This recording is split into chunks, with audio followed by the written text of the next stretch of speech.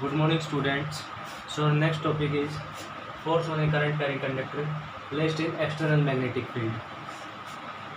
किसी external magnetic field में जब हम एक करंट कैरिंग कंडक्टर को रखते हैं तो उस पर फोर्स लगता है, तो उस चीज़ को हम एक्सप्लेन करेंगे। और इसी फिनोमेना से हमारे मोटर काम करती है, इलेक्ट्रिक मोटर। तो ये इम्पोर्टेंट फिनोमेना है। अब तक जो हमने पढ़ा उसमें ये पढ़ा था हमने कि मैग्नेटिक फील्ड किसके कारण कैसी शेप होती है।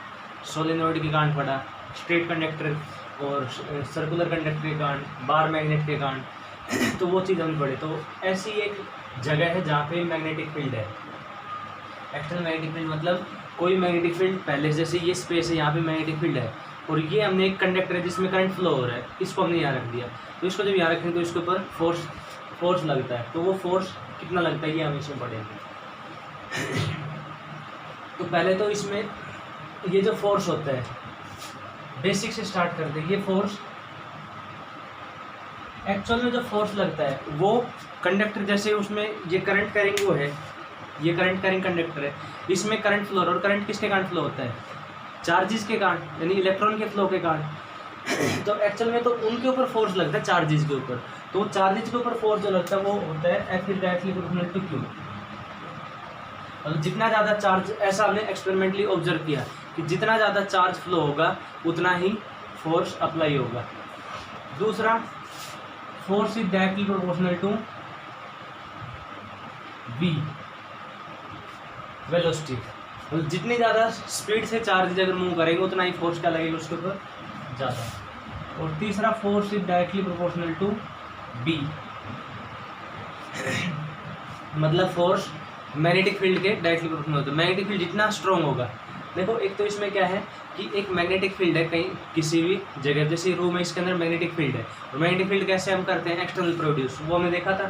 जैसे कहीं पे बार मैग्नेट हमने रख दी, यहाँ बार मैग्नेट रखी तो बार मैग्नेट के कारण मैग्नेटिक फील्ड प्रोड्यूस होगा। या जैसे हमने सर्कुलर कंडक्टर रख दिया तो उसके कारण मैग्नेटिक फील्ड होता है प्रोड्यूस। तो ऐसे हमने कोई भी अरेंजमेंट करके मैग्नेटिक फील्ड प्रोड्यूस कर दिया। और उस मैग्नेटिक फील्ड के अंदर हमने एक कंडक्टर को रखा जिसके अंदर करंट फ्लो हो रहा है। तो हमने देखा कि उसके ऊपर फोर्स लगा। तो एक्चुअल में जो मेन कॉज है फोर्स का क्या है? वो चार्जेस जो मूव कर रहे हैं उनके ऊपर फोर्स लग रहा है। इसका मतलब ये हो गया कि मैग्नेटिक फील्ड के अंदर कोई चार्ज अगर मूव कर रहा है तो उसके ऊपर फोर्स लगेगा। ठीक है, इसको जैसे डिटेल में हम पढ़ते हैं 12th क्लास में। तो फिलहाल इसका एक बार बेसिक बता रहे हैं कि एक्चुअल में जो फोर्स लगता है चार्जेस पे लगता है।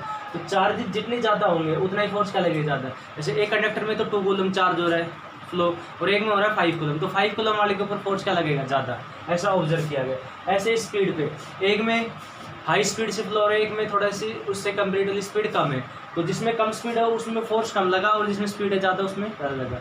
तीसरा, F डायरेक्टली टू B, और जो एक्सटर्नल मैग्नेटिक फील्ड है वो ज़्यादा। जैसे एक तो हमने यहाँ पे बार मैग्नेट रखी और उसके कारण मैग्नेटिक फील्ड कर रखा है प्रोड्यूस। दूसरा, हम यहाँ पे स्ट्रॉन्ग बार मैग्नेट लेके आए, काफ़ी स्ट्रॉन्ग, उसके कारण मैग्नेटिक फील्ड वहाँ पे स्ट्रॉन्ग है। तो हमने देखा कि स्ट्रॉन्ग मैग्नेटिक फील्ड में फोर्स भी क्या लगा?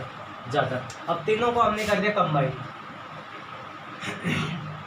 तो F डायरेक्टली टू BQB। अब डायरेक्टली प्रोपोर्शनल को हटाने के लिए हम यूज करते हैं यहाँ पे कांस्टेंट KBQB। तो जब ये फॉर्मूला आया था उस टाइम हम फोर्स की यूनिट पढ़ चुके थे। फोर्स की यूनिट क्या होती है? न्यूटन। चार्ज की यूनिट पढ़ चुके थे, कूलम होती है। वेलोसिटी की यूनिट पहले पढ़ गई, मीटर पर सेकंड। नई क्वांटिटी मैग्नेटिक फील्ड आई थी यहाँ पे B। मैग्नेटिक फील्ड को हम B से करते डिनोट। तो जो भी नई क्वांटिटी आती है, मैग्नेटिक फील्ड के लिए M यूज़ नहीं किया क्योंकि M हम मास के लिए पहले यूज़ कर चुके थे। तो इसलिए हमने B यहाँ पे साइन लिया। अब नई क्वांटिटी आ रही तो नई क्वांटिटी की हम बनाते हैं, यूनिट बनाते हैं कि जैसे magnetic field 1 unit magnetic field को किसको कहेंगे। तो हमने उसमें ये किया कि जब हम चार्ज 1 कूलम ले लें और उसकी स्पीड को कितना कर दें? 1 मीटर पर सेकेंड, और उस टाइम उसके ऊपर फोर्स 1 न्यूटन अप्लाई हो रहा है, तो हमें कहेंगे कि वहाँ पे जो मैग्नेटिक फील्ड है वो कितना है? Then B is equal to 1 unit. यानी कि उस टाइम हम ये कहेंगे कि वहाँ पे जो मैग्नेटिक फील्ड वो कितना है? 1 यूनिट है। देखो सिंपल सा है, ये जो चीज़ें हैं, ये जो मैंने टिक कर रखी है, ये चीज़ों की यूनिट हम पढ़ चुके हैं। यानी वेलोसिटी 1 मीटर पर सेकंड हम किसको कहेंगे? तो हमें पता है 1 मीटर में 1 सेकंड कोई पार्टिकल चल रहा है तो उसकी स्पीड 1 मीटर पर सेकंड है। ऐसे चार्ज 1 कूलम हम किसको कहेंगे? ये भी हम पढ़ चुके थे कि जब 6.25 × 10⁻18 इलेक्ट्रॉन, फर्स्ट चैप्टर में क्या था, ये इतने इलेक्ट्रॉन जब ट्रांसफर होते हैं इधर उधर, यानी एक में से निकाल लो या उसमें डाल दो तो उस पर चार्ज 1 कूलम आता है। तो उसके यूनिट में हम पढ़ चुके थे। फोर्स की यूनिट भी हम पढ़ चुके थे 1 न्यूटन, 9th में हमने ये पढ़ी थी। और उस टाइम जो फॉर्मूला आया था उस टाइम फोर्स की यूनिट बन चुकी थी। क्या होती है फोर्स की यूनिट? फोर्स का फॉर्मूला मास इंटू एक्सेलरेशन, यानी सिंपल है, जब मास को 1 kg कर दो उसका एक्सेलरेशन कितना कर दो 1 मीटर पर सेकंड स्क्वायर, तो हम ये कहेंगे उसके ऊपर जो फोर्स हो रहा है कितना है 1 न्यूटन। तो यहाँ पे नई क्वांटिटी भी आई, तो नई क्वांटिटी यूनिट हम बनाते इसमें बनाएंगे, क्योंकि जो नई क्वांटिटी होती है, जैसे मास आई थी तो मास जैसे 1 kg मास कितना होता है, लेंथ अब जो आई थी तो 1 मीटर किसको कहते हैं, तो ऐसे ही मैग्नेटिक फील्ड नई क्वांटिटी आई तो उसको 1 यूनिट किसको कहेंगे। तो हमने सिंपल करने के लिए कर दिया कि जब हमने 1 कूलम चार्ज लिया उसको फ्लो करवाया कितनी स्पीड से 1 मीटर पर सेकंड से, और वहाँ पे मैग्नेटिक फील्ड को हम चेंज करते गए, और एक मैग्नेटिक फील्ड जब चेंज किया तो उसके ऊपर एक वैल्यू ये आई कि उस कंडक्टर के ऊपर फोर्स 1 न्यूटन लगता है। तो हमने ये बोल दिया कि अब इस टाइम यहाँ पे जो मैग्नेटिक फील्ड हो कितना है 1 यूनिट है, ठीक है। 1 कूलम, जैसे ये हमने कंडक्टर लिया, इसके अंदर 1 कूलम चार्ज ले लिए मतलब 1 कूलम चार्ज फ्लो हो रहा है कितनी स्पीड से 1 मीटर पर सेकंड से, और ये मैग्नेटिक फील्ड के अंदर यहाँ पे रखा है, यहाँ मैग्नेटिक फील्ड है, तो मैग्नेटिक फील्ड के अंदर रखा है। तो हमने देखा मैग्नेटिक फील्ड को चेंज, मैग्नेटिक फील्ड चेंज हम कैसे करते हैं, पीछे हम देखा सोलेनोइड के कारण मैग्नेटिक फील्ड प्रोड्यूस होता है कि उसमें करंट बढ़ा दो या नंबर ऑफ टर्न्स उसमें इंक्रीज कर दो तो मैग्नेटिक फील्ड चेंज हो जाता है। तो मैग्नेटिक फील्ड हम यहाँ पे करंट से कंट्रोल, तो हमने क्या किया कि मैग्नेटिक फील्ड यहाँ पे चेंज किया, तो हमने देखा मैग्नेटिक फील्ड चेंज किया तो यहाँ 2 न्यूटन फोर्स लग रहा है, फिर हमने और कम कर दिया मैग्नेटिक फील्ड, तो हम देखा 1.5 न्यूटन, फिर और कम कर दिया, तो एक स्टेज ऐसे है जब इसमें फोर्स कितना लग रहा है 1 न्यूटन, तो हम ये कहेंगे कि वो मैग्नेटिक फील्ड वहाँ पे जो बन रहा है वो कितना है 1 यूनिट है। तो यहाँ सबकी वैल्यू पुट करेंगे तो एफ की जगह 1 के एज इट इज, बी की जगह 1, क्यों, क्योंकि ये हमने सब चीज़ें ली है, तब बी कितना है 1, क्यू भी 1 और यू भी 1, तो के की वैल्यू कितनी आ गई 1 आ गई। तो ये फॉर्मूला हो गया F is equal to B Q V, ये फॉर्मूला आ गया। अब देखो इसमें ये फोर्स कैसी क्वांटिटी है, वेक्टर क्वांटिटी, और यहाँ पे एक चीज़ चार्ज ही क्या है, ये स्केलर क्वांटिटी है ये, बाकी जो बच गई इसमें बी और वी, बी क्या है वेक्टर क्वांटिटी और वी क्या है वेक्टर क्वांटिटी। तो जो वेक्टर क्वांटिटी का मल्टीप्लिकेशन होता है वो दो तरीके से होता है, 9th क्लास में हमने पढ़ा था, एक डॉट प्रोडक्ट है एक क्रॉस प्रोडक्ट। तो यहाँ पे जब दो वेक्टर को मल्टीप्लाई करते हैं, हम 2 वेक्टर को मल्टीप्लाई कर और तीसरा क्या मिल रहा है वेक्टर मिल रहा है, तो उस प्रोडक्ट को हम कहते हैं क्रॉस प्रोडक्ट, ठीक है। तो ये ध्यान रखना है।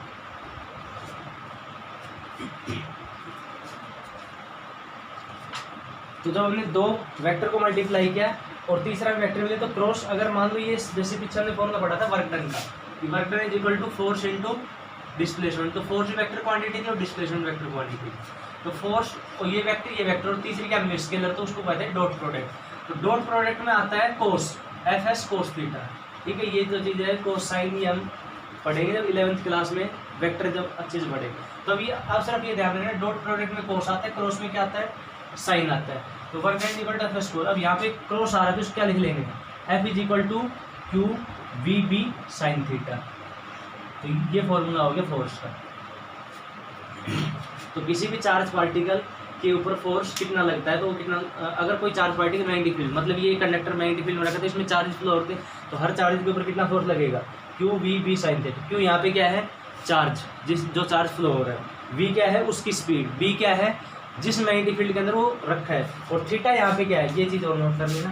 तो थीटा इज द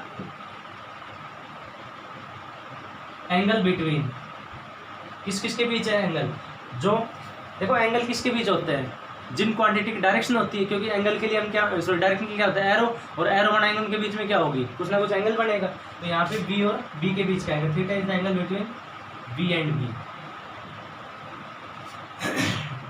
यानी वेलोसिटी और मैग्नेटिक फील्ड के बीच का एंगल है। तो अब ये फॉर्मूला आ गया F is equal to Q V B sine theta. अब ये फोर्स स्पेशल केसेस है,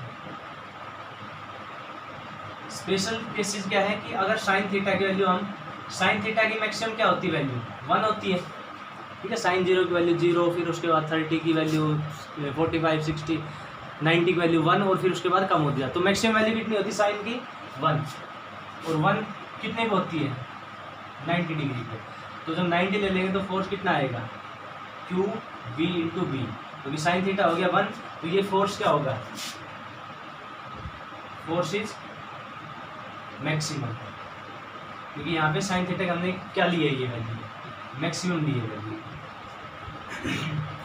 ये तो स्पेशल केसेस पहला। दूसरा इफ साइन थीटा, अब साइन थीटा की मिनिमम वैल्यू होती है वो कितनी होती है, साइन थीटा की मिनिमम वैल्यू होती है 0, ठीक है। वैसे तो -1 होती है, लेकिन यहाँ पे -1 जब हम लेंगे इसमें, तो यहाँ पे -1 कितने पे होता है साइन, साइन जैसे 270 पे हो गया -1, ठीक है। 180 पे 0 ये हो जाएगा ये। तो साइन थीटा की वैल्यू 0 ले लीजिए जैसे मिनिमम होगी, ठीक है। अगर -1 हमने इसकी वैल्यू ले ली तो कितना आएगा, फोर्स की वैल्यू -2 तो माइनस उसमें क्या बताएगा डायरेक्शन, फोर्स 0 नहीं हुआ, वो फोर्स क्या हो गया, अपोजिट हो गया अगर माइनस आ गया तो हमें तो फोर्स को करना है 0, तो फोर्स 0 कब होगा, जब इसकी वैल्यू कितनी हो जाएगी 0, तो 0 अगर होगी तो साइन थीटा की वैल्यू कितनी होगी 0, तो थीटा कितने पे होता है 0, ये 0 डिग्री पे होता है, तो फोर्स की वैल्यू कितनी आएगी 0, यानी force is minimum.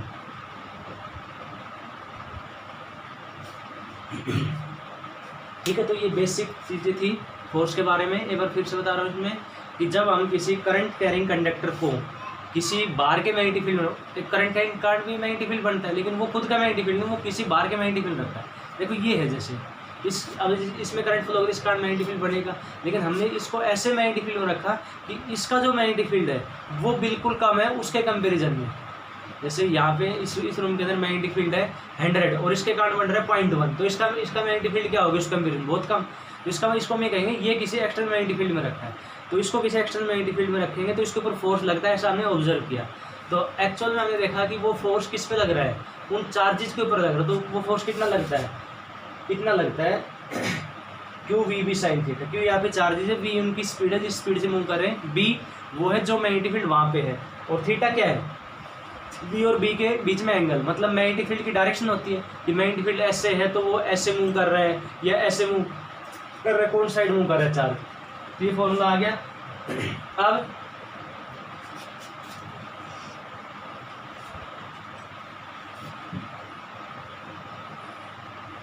Special case में अब देखो इसमें ये फॉर्मूला आ गया। फोर्स की डायरेक्शन होती है कि फोर्स कौन सी साइड लगेगा, तो डायरेक्शन ऑफ फोर्स इसमें हमें देखना है कौन साइड लगेगा।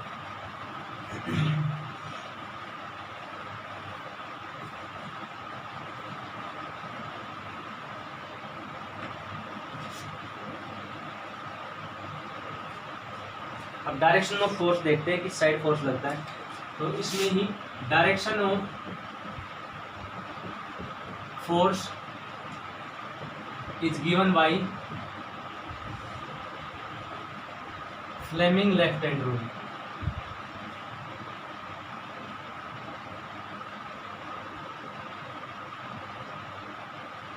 ये है फ्लेमिंग लेफ्ट हैंड रूल, उससे डायरेक्टली, क्योंकि देखो हमें पता चल गया कि फोर्स कितना लगता है, वो तो हमें पता चल गया B Q V sine theta. ठीक है, फोर्स का, लेकिन फोर्स एक वेक्टर क्वांटिटी है, और वेक्टर जो क्वांटिटी होती है उसके पास दो चीज़ें होती है वेक्टर क्वांटिटी के पास। एक तो उसका मैग्नीट्यूड, मैग्नीट्यूड मतलब कुछ वैल्यू होगी उसकी, दूसरा क्या होगी उसकी डायरेक्शन।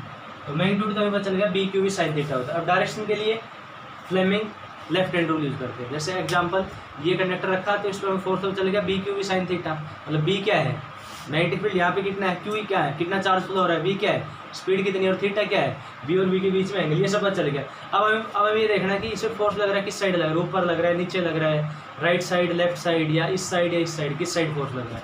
तो वो फोर्स जो लगता है वो उसने बताया फ्लेमिंग लेफ्ट हैंड रूल में। तो फ्लेमिंग लेफ्ट हैंड रूल क्या कहता है, तो फ्लेमिंग लेफ्ट हैंड रूल में ये अप्लाई होगा जब थीटा की वैल्यू हम कितनी लेंगे 90 डिग्री। तो फोर्स कितना आएगा बी क्यू वी ये आएगा। तो अब देखो फ्लेमिंग क्या होता है, उसने कहा था कि स्ट्रेस द लेफ्ट हैंड, ध्यान रखना है लेफ्ट हैंड यूज करना है, stress the left hand, sorry stress the four finger, इसको बोलते four finger, sorry index finger बोलते फोर फिंगर बोलते हैं।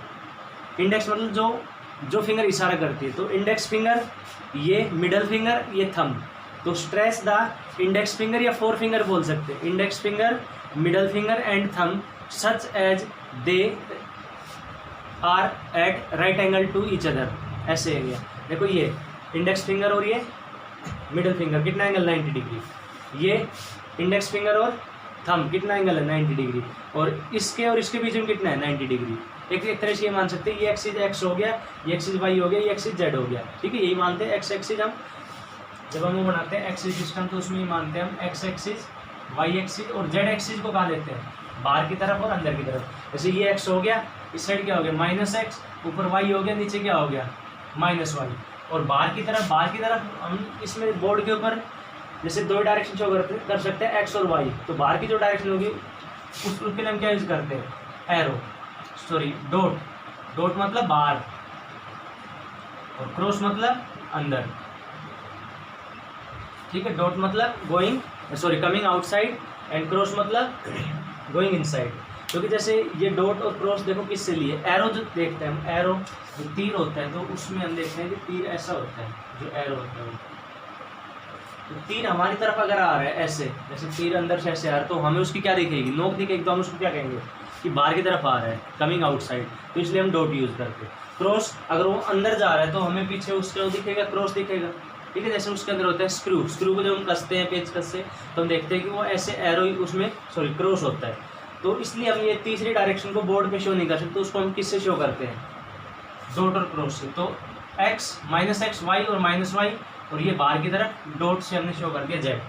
तो ये तीन डायरेक्शन होती है ऐसे, X minus X Y minus Y Z minus Z. तो इसमें ये हमें ध्यान रखना है।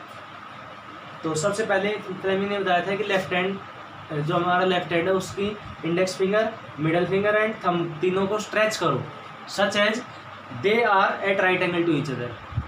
इतना कर लिया, अब देखो ऐसे कर दिया हमने राइट एंगल, तो थीटा तो हमें पता है कितना हो गया 90 हो गया, क्योंकि थीटा किसके बीच में वी और बी के बीच में।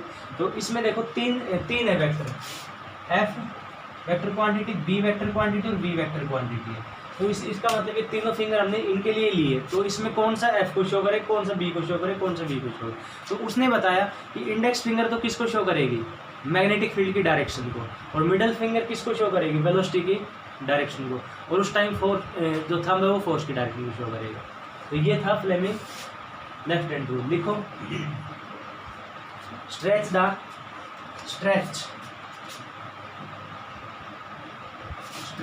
Index finger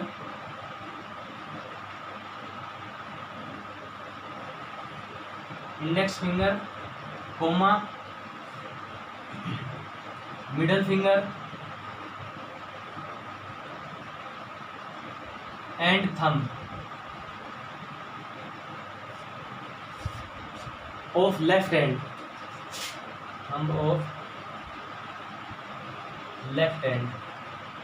such that they are right angle to each other,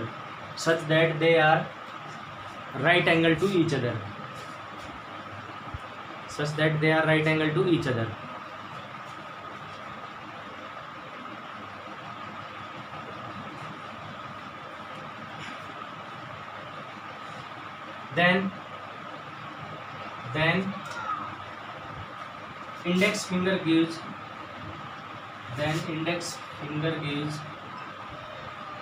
direction of magnetic field,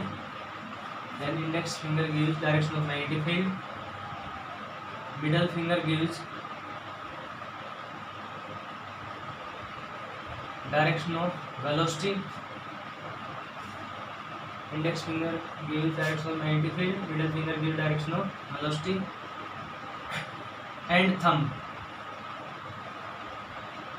will give direction of force. ये मैग्नेटिक फील्ड,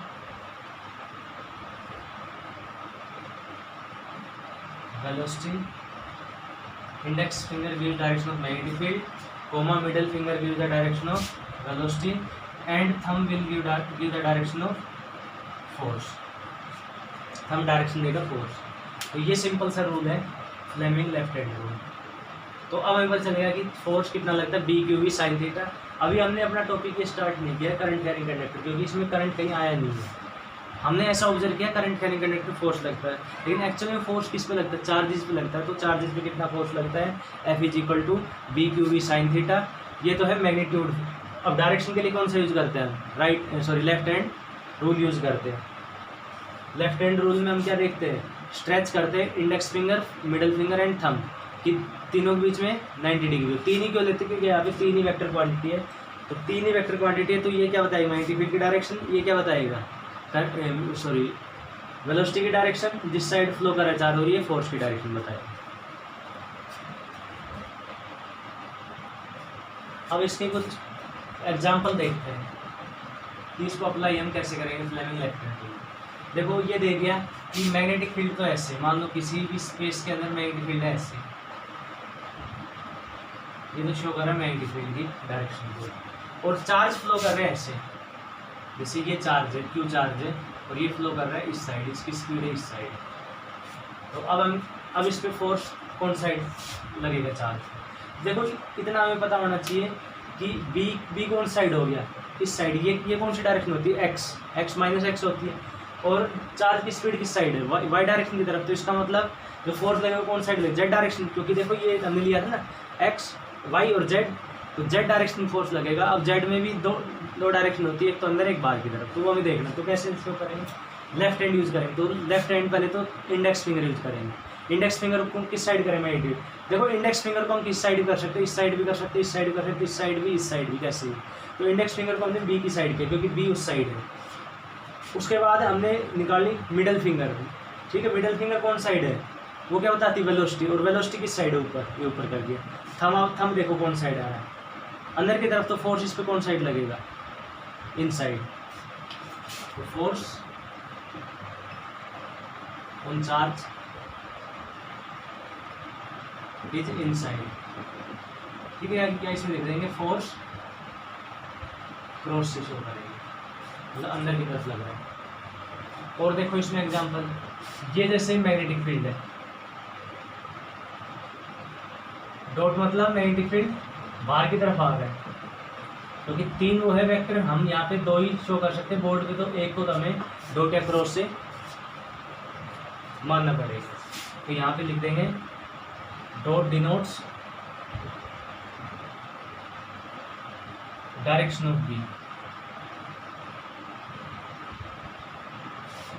और एक चार्ज पार्टिकल ऐसे मूव कर रहा है, ऐसे ये चार्ज पार्टिकल है और ये मूव कर रहा है ऐसे, तो फोर्स बताओ कि कौन साइड में। अब देखो इसमें मैग्नेटिक फील्ड ने एक डायरेक्शन रोक ली, कौन सी? जेड वाली, और वेलोसिटी ने भी एक रोक ली, एक्स वाली। तो इसका मतलब फोर्स वाई डायरेक्शन लगेगा, वाई डायरेक्शन में यानी ऊपर या नीचे, देखते हैं किस साइड लगे। तो पहले तो मैग्नेटिक फील्ड बाहर की तरफ, तो हमने बाहर की तरफ इंडेक्स फिंगर कर दिए। चार्ज कौन साइड मूव कर रहा है? इस साइड, तो हमने index finger sorry middle finger इस साइड दे, क्योंकि वेलोसिटी इस साइड है। थंब देखो कौन साइड आ रहा है? ऊपर। इसका मतलब फोर्स कौन साइड लगेगा? अप साइड या अपवर्ड। फोर्स एक्टिंग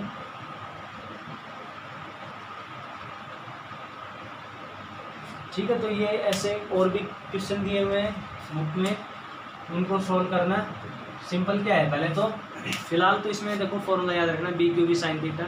उस पर वैसे न्यूमेरिकल बहुत कम चांस से पूछे जाए, तो ये तो सिर्फ बेसिक के लिए बताया था कि करंट कैरिंग कंडक्टर फोर्स लगता है, तो एक्चुअल में करंट के कारण फोर्स लगता है, तो चार्जेस के कारण फोर्स लगता है, तो इसलिए वो बताया था। अब कितना फोर्स लगता है वो हम निकालो, B Q B sine theta, तो वो इतना इंपॉर्टेंट नहीं है, ये इंपॉर्टेंट है ज़्यादा, ये इसकी डायरेक्शन की किस साइड फोर्स लगेगी। तो सबसे पहले क्या करेंगे, इंडेक्स फिंगर को मैग्नेटिक फील्ड की तरफ, मैग्नेटिक फील्ड या तो एक्स की तरफ होगी या वाई की तरफ या जेड की तरफ। एक्स की तरफ होगा ऐसे कर देंगे, माइनस एक्स की तरफ होगा ऐसे कर देंगे, वाई की तरफ ऐसे और माइनस वाई की तरफ ऐसे, जेड की तरफ ऐसे और माइनस जेड की। तो इंडेक्स फिंगर हमने लेना है मैग्नेटिक फील्ड के लिए, मिडल फिंगर किसके लेना है? उसके वेलोसिटी के लिए। तो थंब क्या बताएगा? Direction of force. और ये कब होना चाहिए? जब तीनों 90 डिग्री पे स्ट्रेच हो, खींचे हुए, कि ऐसे तीनों 90 डिग्री पे हो, ठीक है। तो ये डायरेक्शन के लिए। अब नेक्स्ट हम इसमें ये पढ़ेंगे कि करंट कैरिंग कंडक्टर के ऊपर मैग्नेटिक फील्ड के अंदर कितना फोर्स लगेगा, वो हम नेक्स्ट लेक्चर में पढ़ेंगे। Thank you.